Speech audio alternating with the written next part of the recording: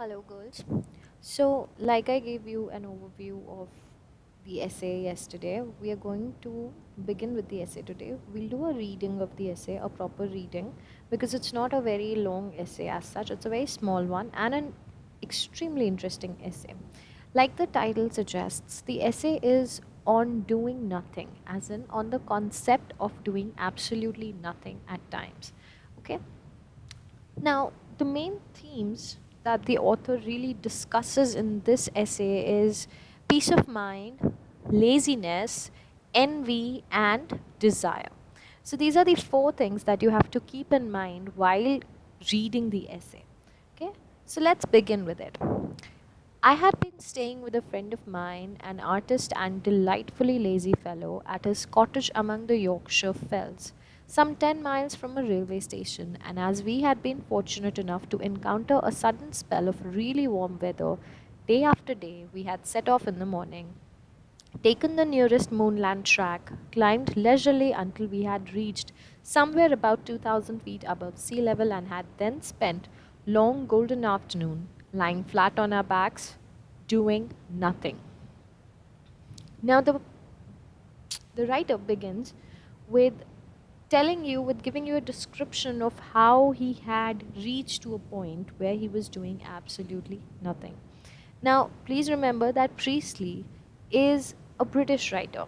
So, the landscape that he situates his essays or his writings in are all British countrysides. This particular essay is specially about British countryside and the natural beauty which it has to offer. Okay, so he tells you this instance that he was going around with his friend who was an artist and who is a delightfully lazy fellow. Okay, and going to his cottage, or they were staying at his cottage among the Yorkshire fells. So he's there and he tells you this thing that this used to be our routine every day, that we used to go around and we used to climb up this mountain, this moonland track, and we would lie flat on our backs under the sun doing absolutely nothing. Let's continue. There's no better lounging place than a moor. It is a kind of clean, bare antechamber to heaven. Okay. Moor, what's a moor? Now, if you can picture, I will put up, I will share a picture of a moor with you if I can find it somewhere. Moor is basically a mountain of grass. It's like a meadowland, okay? So it's a hilly area which is covered entirely by grass. Now, it's something which you don't really find very easily in Indian countryside as such, but if you happen to visit Northeast sometime, maybe you'll be able to see what moors really are. But we don't really have a lot of moors in India because our hills and our climate is something else.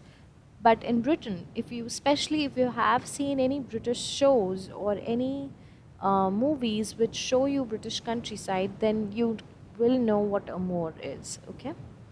So he says that there's no better lounging place than a moor. Lounging as in more relaxing place than a moor. It is a kind of clean, bare antechamber to heaven. So it is almost an alternative to heaven for Priestley. Okay. He feels that this should what heaven should look like. An antechamber means an adjacent room, a small room which is at the back of the main chamber. Okay, so the main chamber is heaven, and the moor is an antechamber to heaven. Beneath its apparent monotony that offers no immediate excitement, no absorbing drama of sound and color, there is subtle variety in its slowly changing patterns of cloud and shadow and tinted horizons, sufficient to keep up a flicker of interest in the mind all day. Now, Priestley says that moors will never offer you an evident drama. Okay, so if you look at a moor, it's not going to be exciting for you immediately. You have to give it time. You have to lie down on your back on the moor and observe. Observe what? The colors surrounding it, okay, slowly changing patterns of cloud and shadow and tinted horizons. So the colors which are changing at the horizon. And that will be sufficient to keep up your interest. Okay? It will not bore you to death. That is what he says. Okay? So it appears to be monotonous, it appears to be very boring, but it's not actually. That is what Priestley is suggesting here. With its velvety patches, no bigger than a drawing room carpet, of fine moorland grass, its surfaces invite repose. Its remoteness, its permanence, its old and sprawling indifference to man and his concerns rest and cleanse the mind. All the noises of the world are drowned in the one monotonous cry of the curlew. So, what he says here is that the fact that it is so still, that it is so quiet and so monotonous, apparently, is what makes it so interesting. Because its apparent monotony gives you the peace of mind that your mind so desires and what it really needs. Okay, so that is what makes the more interesting than any other city or any other village area which might give you more noise with noise and sound and everything, but it won't give you peace of mind which is needed for your mind to be calm and soothed. Day after day, then, found us full stretched upon the moor, looking up at the sky or gazing dreamily at the distant horizon.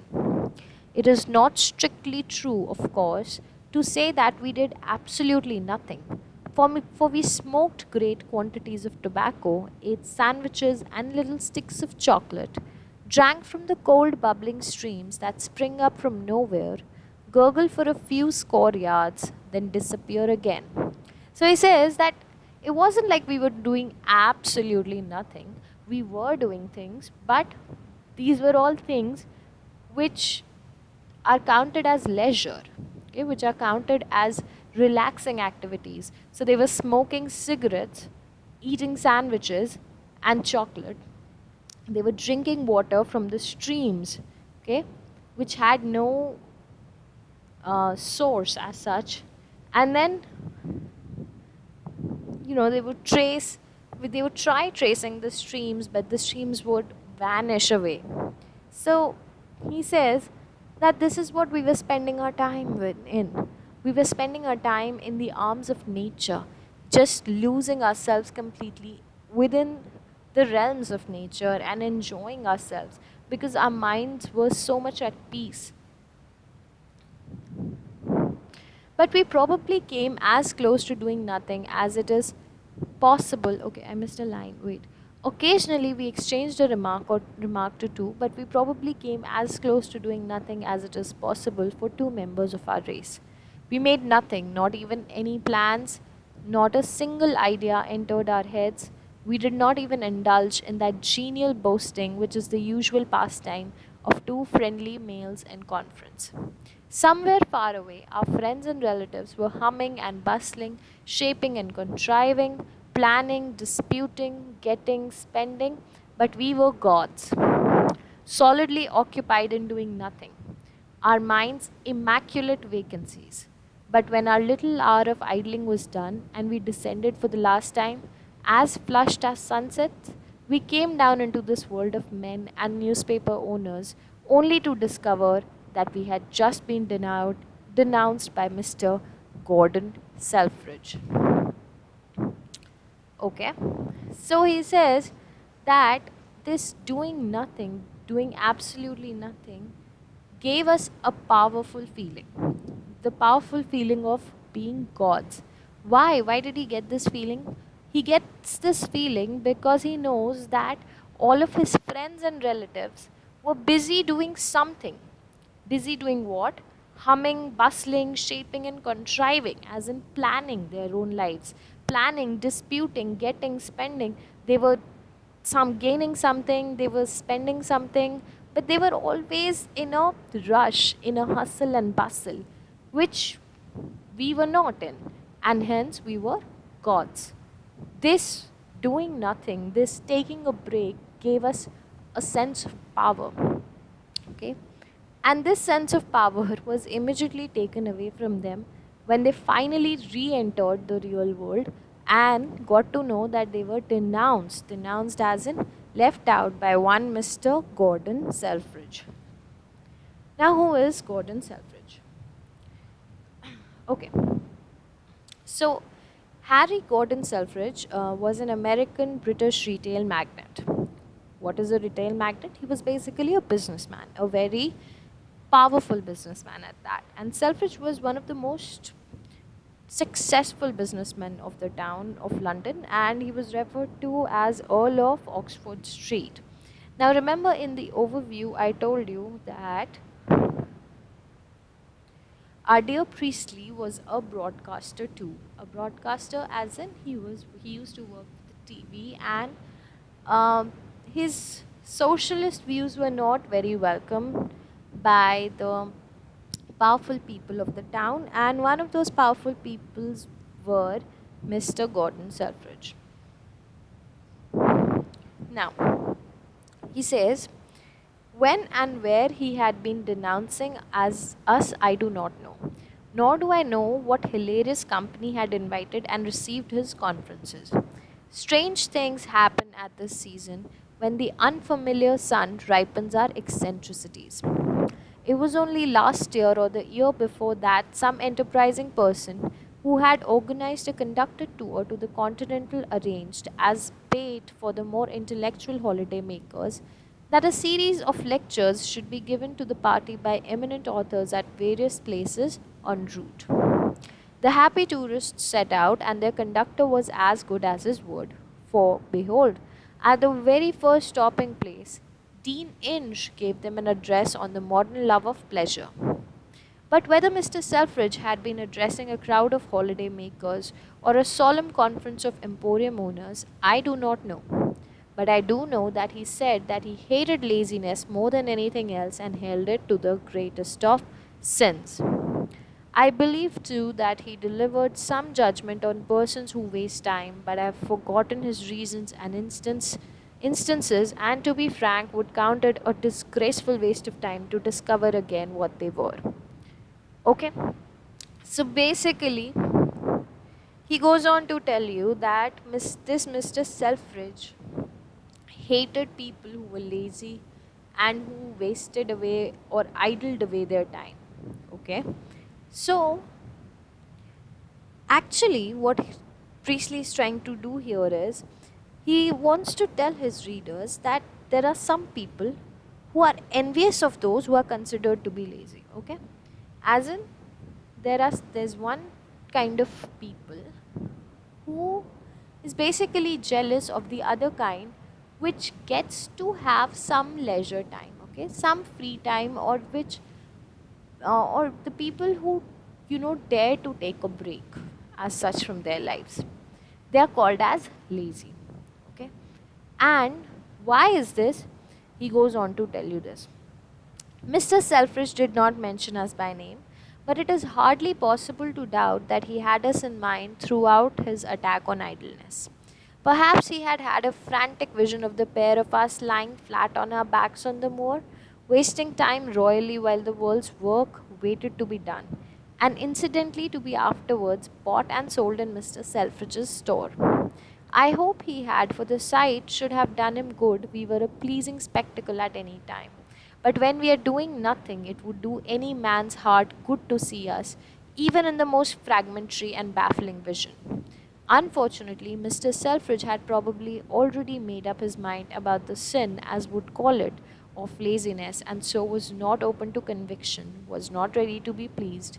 It is a pity, and all the more so because his views seem to me to be wrong and quite definitely harmful. Now, what Priestley says here is Priestley is basically angry over the fact that Selfridge, people like Selfridge, who are jealous of people like Priestley who get to be lazy at times, dismiss people, other people, as lazy and not good for the society. Okay, whereas it would do some good to people like Selfridge to take a break at times. Okay, take a break, because that will that will definitely be good for them and good for the society as well. Okay, he says this very clearly that for him, for Priestley, views of people like Selfridge are wrong and very harmful to the rest of the society. Because if you don't take breaks, if you don't allow your mind the rest and peace it needs and it desires, you end up harming not just yourself but the others around you too. Okay, we will continue the same in the next lecture. If you have any doubts and you feel like discussing any observations that you have made, then please put them up on the comments. Okay, and we'll discuss it in the next class. Thank you.